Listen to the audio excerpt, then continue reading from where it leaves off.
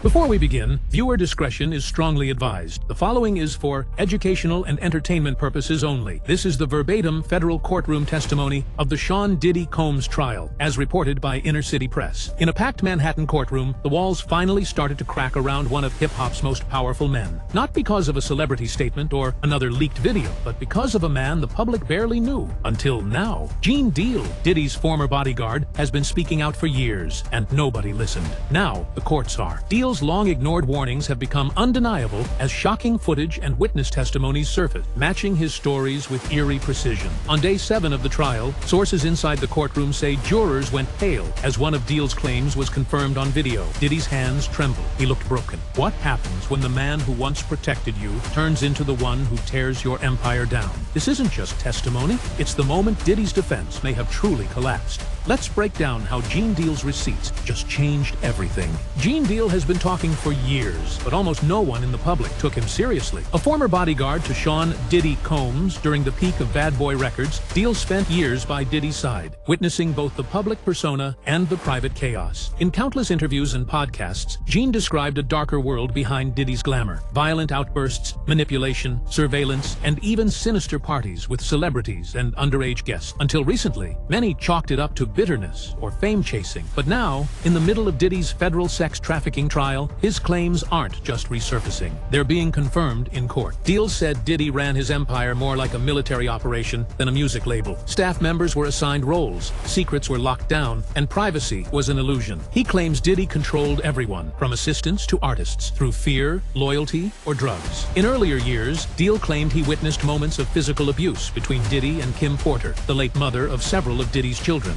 "I saw things I'll never forget," Deal once said, "and I kept my mouth shut for too long." What's critical now is that the details of his stories, especially about parties and alleged assaults, are lining up with new testimony in court. Witnesses are describing eerily similar scenes: confiscated phones, private rooms, intoxicated guests, and coercion. When police officer Israel Flores testified that Cassie had a black eye and was trying to escape Diddy in 2016, just like Deal described years ago, the courtroom changed. For the first time, it wasn't just allegation, it was patterns. The prosecution is building a case that this wasn't a man who lost control one time. It's a man who built a system to stay in control all the time. And Gene Deal was there to see it happen. What's now terrifyingly clear is that his stories weren't just plausible. They may have been the truth all along. Most celebrity scandals crumble because of a smoking gun, but this one, it might collapse because of a man with no fame and no reason to lie. Gene Deal wasn't just a bystander. He was Diddy's right hand for years. And when he speaks, it's not from rumor. It's from personal experience. According to new legal analysts covering the case, the jury may have no choice but to take his testimony seriously, because his accounts aren't just shocking,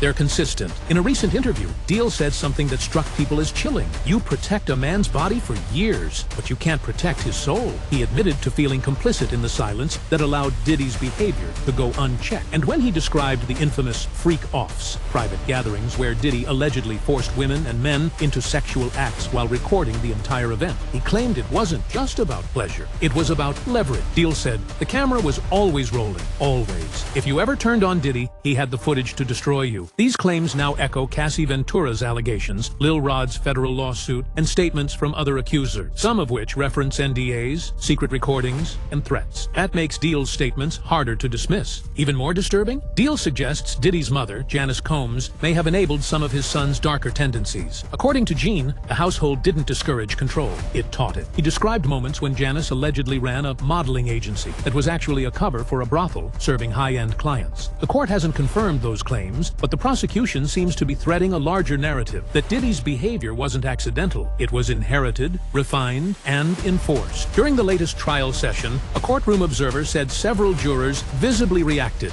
when one witness's account mirrored Gene's older interviews, and when one of Deal's previously denied stories was referenced in court documents, Diddy reportedly muttered under his breath and asked to be excused, saying he was nervous. It was the first visible crack in his otherwise stone-faced demeanor. If Gene Deal takes the stand, and prosecution insiders say it's highly likely, he won't just be testifying as a witness. He'll be confirming the world Diddy built with someone finally brave enough to expose it. As Diddy's lawyers scramble to control the courtroom narrative, one thing is becoming painfully obvious. Their strategy wasn't built to handle someone like Gene Deal. They expected denials. They expected emotional X's. They didn't expect a stoic ex-bodyguard with nothing to lose and a memory that matches the evidence. Deal has publicly claimed that he warned Diddy years ago to clean up, especially after Cassie Ventura ended their relationship and began threatening legal action. He said he watched Diddy ignore his own lawyers, dismiss settlements, and escalate tension with those around him. That same pattern is now unfolding in real time. Prosecutors revealed that Diddy rejected multiple plea offers earlier this year. Instead of cutting a deal that could spare him decades behind bars, he allegedly insisted on fighting it all the way. Why? According to Deal, Diddy believes in his untouchability. But in court, that illusion is shattering. On day 6 of the trial, sources say Diddy looked pale, thinner than usual, and visibly shaken. His hand trembled during cross-examinations, and at one point, he even asked the judge for a break, saying, "Excuse me, I'm a little nervous." This is a man who once called himself a savage, who partied with presidents and billionaires, now asking for mercy as the walls close in. Deal's perspective is also proving useful in exposing what prosecutors call enterprise-level crimes. In his words, this wasn't a man spiraling out, this was a man orchestrating events, with drug suppliers, event planners, NDAs, and security all involved. And now, the court is finally framing these stories not as conspiracy, but as criminal infrastructure. It doesn't stop there. Deal also said he witnessed Diddy using his power to silence employees, buy off victims, and eliminate threats, sometimes through bribes, other times through intimidation. That's exactly the kind of systemic behavior needed to prove racketeering, the kind that brings federal sentences. As the court proceeds, the defense is racing to discredit Deal, but they're running out of time, because every day he isn't called, more evidence seems to align with his words. Whether he takes the stand or not, Gene Deal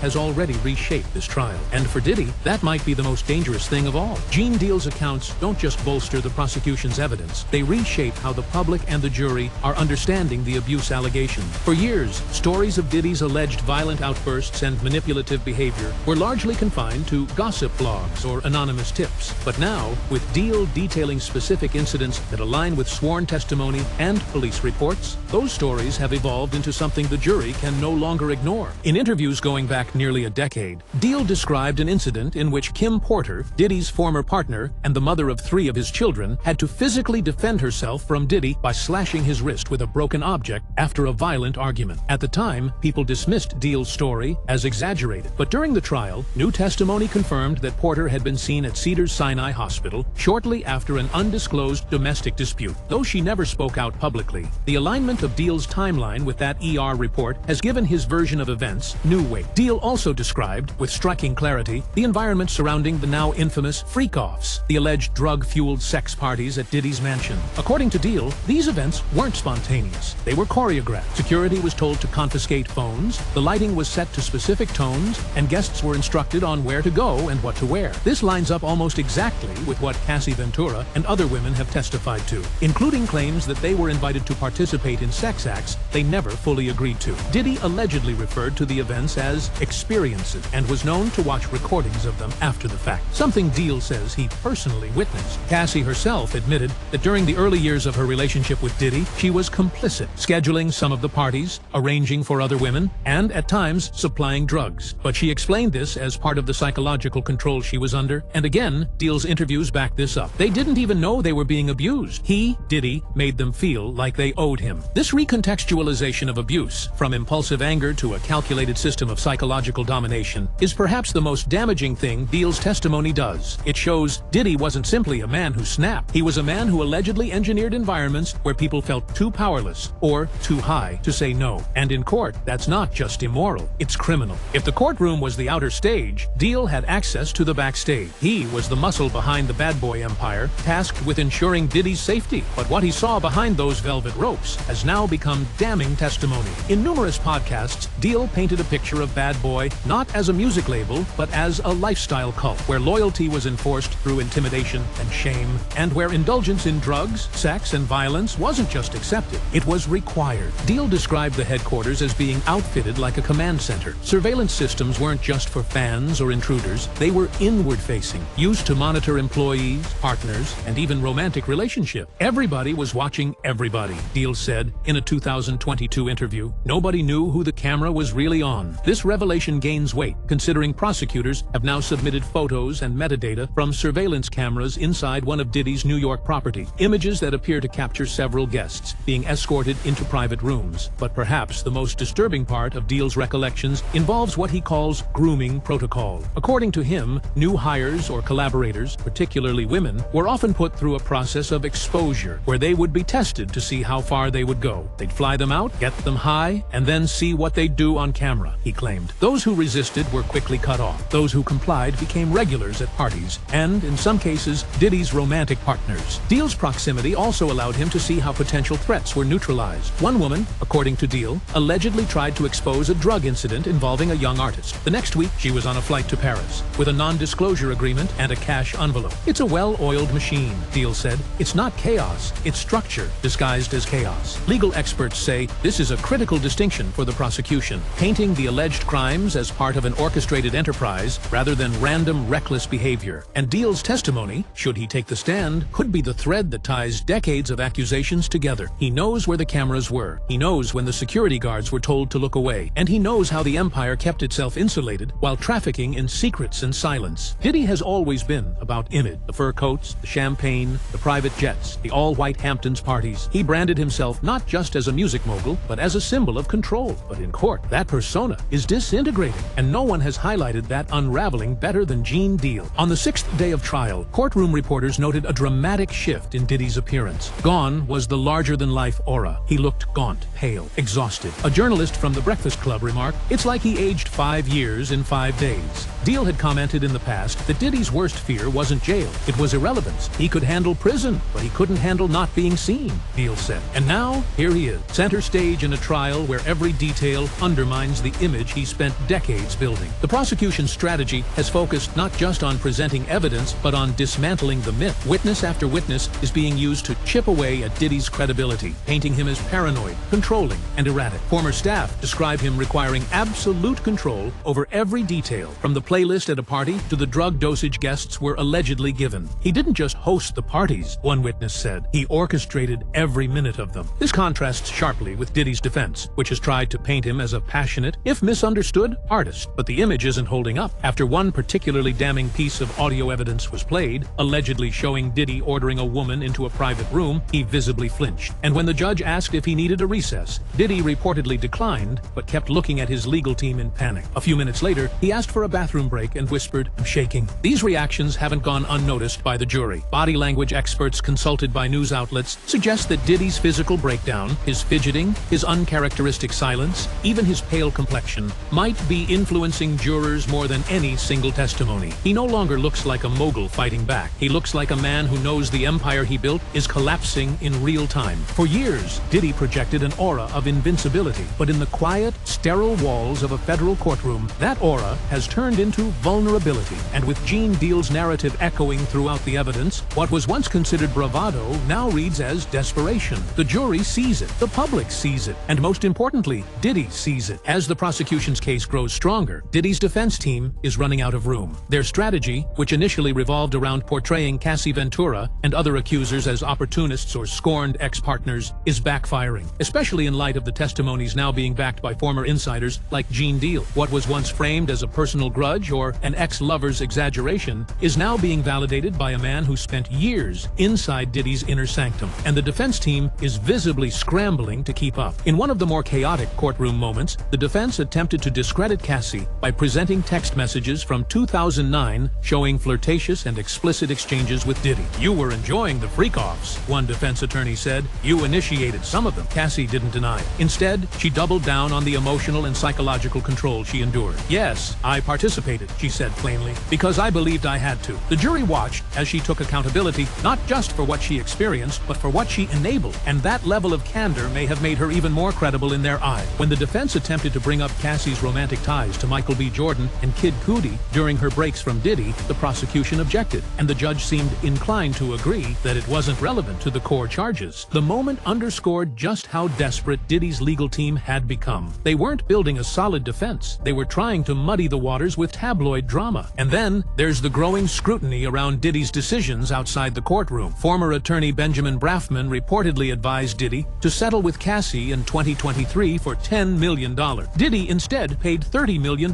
Legal experts now speculate that this overpayment was a sign of panic. A man trying to quiet a storm before it became a hurricane. Brafman stepped down shortly after. What's more, multiple legal insiders believe Diddy's current team is fractured, with sources saying there are disagreements over whether to pursue a plea plea deal or keep fighting. According to Gene Deal, Diddy has repeatedly ignored advice to settle or cooperate with the federal investigation. In a now widely shared interview, Deal said plainly, he thinks he's smarter than the feds. He's not. The courtroom is watching this unravel. The jury is watching a man who once projected absolute control now make desperate gambles in real time. And with Deal's insights providing context for these decisions, the defense's image of Diddy as a misunderstood genius is looking more and more like a delusion. One of the most ominous undercurrents of this trial is the growing list of names floating around behind the scenes. Associates, friends, collaborators, who may soon be called to testify. Some are high-profile celebrities, others are former employees with inside access to Diddy's world. But what they all have in common is this: they were close enough to know what really happened, and now the prosecution is reportedly preparing to bring at least a few of them into court. According to multiple court reporters, Gene Deal's insights have opened up new pathways for prosecutors. He's named names: people he saw at the freakoff parties, artists he witnessed being groomed, security staff who looked the other way. None of this is new to people who have followed Deal's interviews over the years, but now that federal prosecutors are combing through his claims, what once sounded like conspiracy is becoming a blueprint for indictment. Sources close to the trial say that subpoenas have already been drafted for several former Bad Boy employees. There's speculation that ex-members of Danity Kane may testify, particularly Dawn Richard and Aubrey O'Day, both of whom have publicly accused Diddy of abuse or toxic manipulation. If either of them takes the stand, it would devastate the defense's narrative that Cassie was a lone, jilted lover. Then there's the matter of Diddy's sons, Christian and Justin Combs. Christian was allegedly involved in an incident on a yacht that resulted in a 2024 sexual assault lawsuit. Justin was detained during the September 2024 raid on Diddy's mansion. While no formal charges have been brought against them, the mere possibility of them being questioned under oath could be catastrophic for Diddy. Deal has hinted in past interviews that family involvement was deeper than anyone realized, suggesting that the line between Diddy's business empire and personal life was dangerously blurred. But the most alarming figure reportedly on the prosecution's radar is Janice Combs, Diddy's mother. Gene Deal has made explosive claims about her alleged role in facilitating or enabling certain behaviors, even going as far as claiming she once ran a brothel under the guise of a modeling agency. If prosecutors corroborate any part of that, it could expand the narrative of the trial from an individual case to a multi-generational enterprise, a true RICO structure. The question everyone's asking is this: if Deal's testimony is proving credible, how many others will step forward? And how far will the court go in exposing this alleged network? As one courtroom analyst put it, this is no longer about one man. This is about an entire system of power, fear, and silence. And that system is cracking. Sean Diddy Combs built one of the most influential music empires of the last 30 years. Bad Boy Records, Sean John, Ciroc Vodka, Revolt TV. His name was synonymous with opulence, power, and charisma. But today, that empire is crumbling, and the wreckage is on full display in a federal courtroom. For decades, Diddy appeared untouchable. Accusations came and went. Lawsuits were settled. People whispered, but never testified. And now we know why. According to over 60 lawsuits filed since 2023, silence was often bought, coerced, or scared into submission. That silence has finally been broken. Gene Deal's years of warnings, once dismissed as bitter ramblings, are now the backbone of a narrative that prosecutors are painting as a calculated, decades-long abuse of power. And Deal may not be the only one. More witnesses are expected. More documents are being unsealed. The freak-offs, the payments, the surveillance, all of it is now evidence. And still, Diddy's team clings to the argument that he's being targeted because of his fame. But that argument has lost its power. In the face of a former bodyguard turned whistleblower, surveillance footage showing physical abuse, and corroborating statements from alleged victims, celebrity no longer protects, it indicts. What's at stake is more than Diddy's freedom. It's the culture he represented, a world where power allowed you to control not just the narrative, but the people around you, the people you claimed to love, the people you paid, the people you silenced. Now,